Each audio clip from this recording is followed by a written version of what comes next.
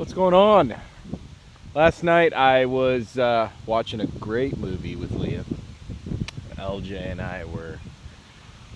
We watched Creed. We've been watching through the entire Rocky Balboa series, right?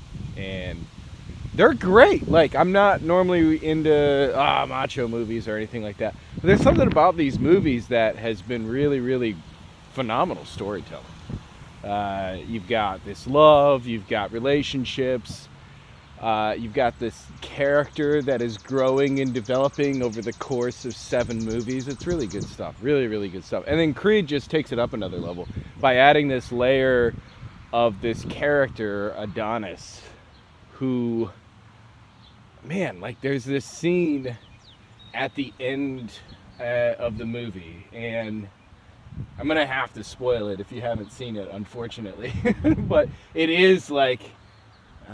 almost 8 years old now, so hopefully spoilers aren't too bad. But, so he's in there, he's fighting, it's a boxing movie, right? So Creed is in there, he's fighting, he's got an injured eye, and Rocky wants to stop the fight. Sleep this time. He's going out this round. I should have stopped this one with your father.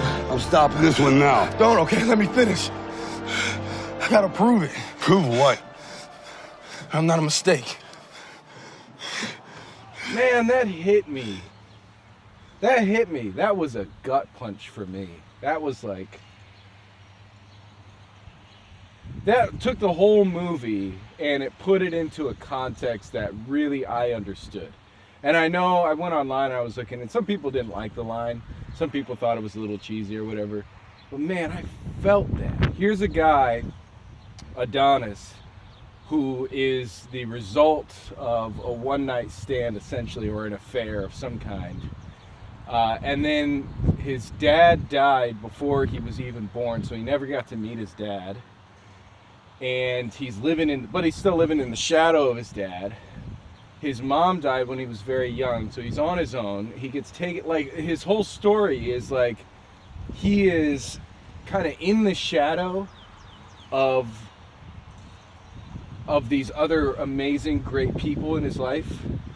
But he's also hidden, he's secret, because the family doesn't want to reveal that Apollo Creed, his father, had an affair, because that would be damaging to his legacy and all that.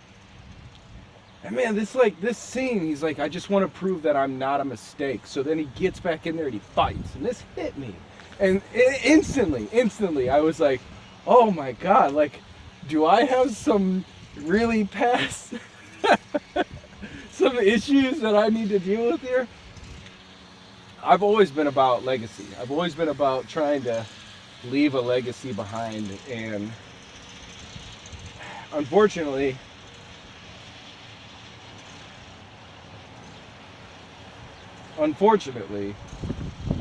that leads to some like existential crisis type stuff for me. Like, wanting so badly to leave a legacy is a double-edged sword.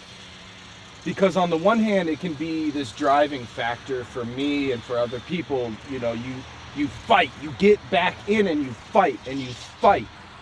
And I'm not talking about fighting with punches, but that's what Rocky's all about. But I'm talking about fighting with your heart, right? It's not about how hard you can hit, it's about how hard you can get hit and then get up and keep going. Right? That's that quote. So, like, I've always wanted to pursue this legacy. But the double-edged sword side, because it can be positive, it can be good, it can drive you to do great things if you just keep going. The double-edged sword comes into like Isaac Asimov in the Foundation trilogy. Again, I'm going to have to spoil a little something for you. But this series is, I don't know, 50 years old, 70 years old, something like that. It's forever old. It's so old. Great series, great book, anyway. I read the first 3. I didn't read all the others. I read a synopsis of all the others. Whatever, it doesn't matter. But the double-edged sword is, so in the Foundation trilogy, right, or in the Foundation series overall, you come to find out that humans, it takes place in the distant future, right? And it's so far in the distant future that the humans that exist in the future don't know what planet they come from.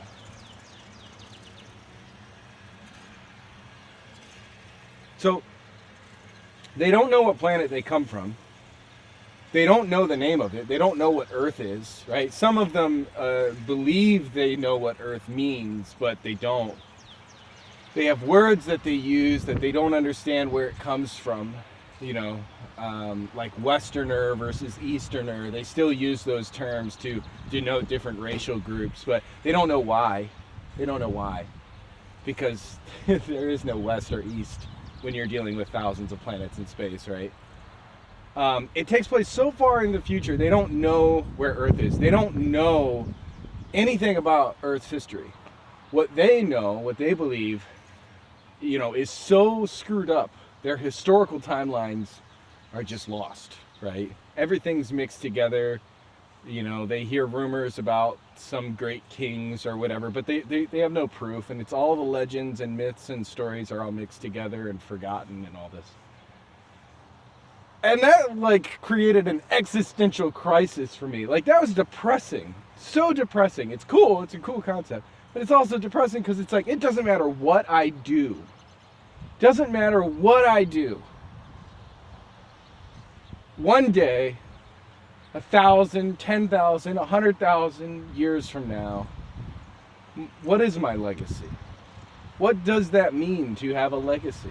Maybe the only person who will be remembered forever, maybe, is, what's that guy's name? Kardashev?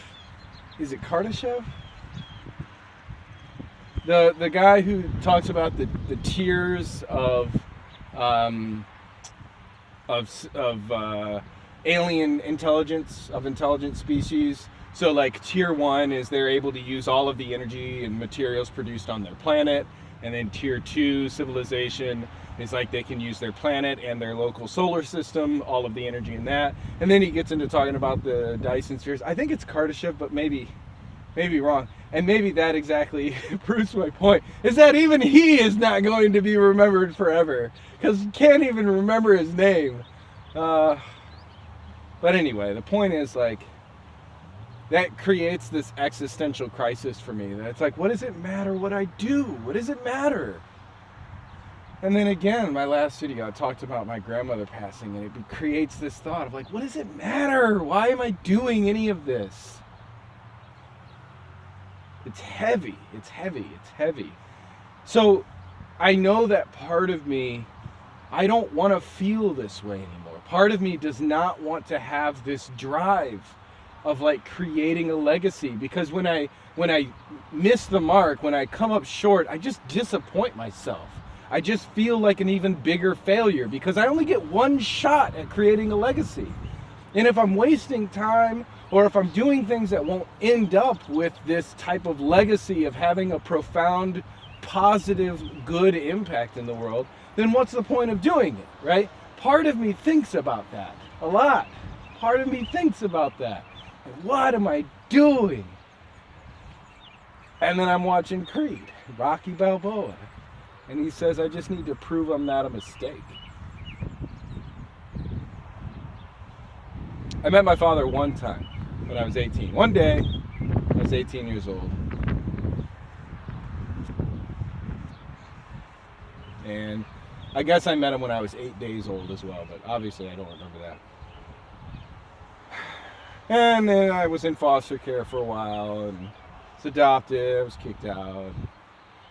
You know the story. Sad story. I'm like, man, I'm 34 years old. And here I am wondering, after hearing Creed say that, like, am I just trying to prove I'm not a mistake? Daddy issues. I got daddy issues, that's on me. Looking for I love you. Huh. Maybe there's more. Maybe there's more to that than what I really know. Maybe it's not really a legacy that can expand beyond my lifetime, but just within my lifetime, proving to myself who I believe I am. Other people didn't believe that I could be. but I can just prove it to me today that I am. And screw all the haters. I need to prove that I am not a mistake. Interesting stuff. Anyway, that's what's on my mind today. I'm gonna keep walking. I gotta be like this now, so I've been talking too much. Thanks for watching. Peace.